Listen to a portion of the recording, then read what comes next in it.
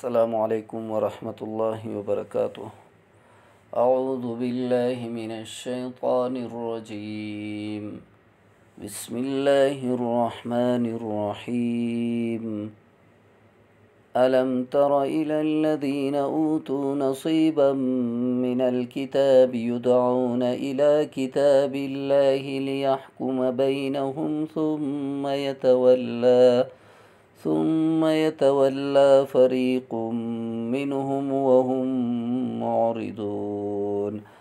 ذلك بأنهم قالوا لن تمسنا النار إلا أياما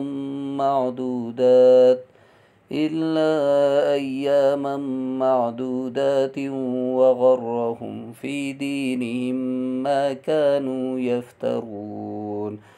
فكيف إذا جمعناهم ليوم لا ريب فيه ووفيت كل نفس ما كسبت وهم لا يظلمون.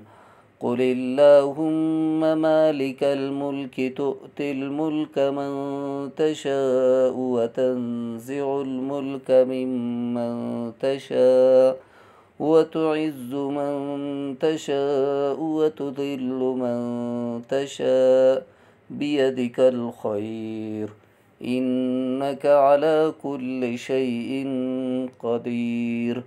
تولج الليل في النهار وتولج النهار في الليل وتخرج الحي من الميت وتخرج الميت من الحي وترزق من تشاء بغير حساب.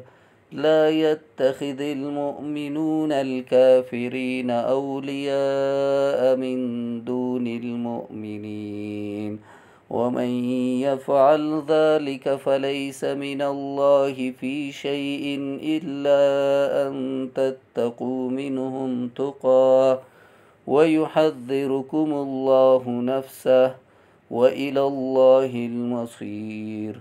قل إن تخفوا ما في صدوركم أو تبدوه يعلمه الله ويعلم ما في السماوات وما في الأرض والله على كل شيء قدير.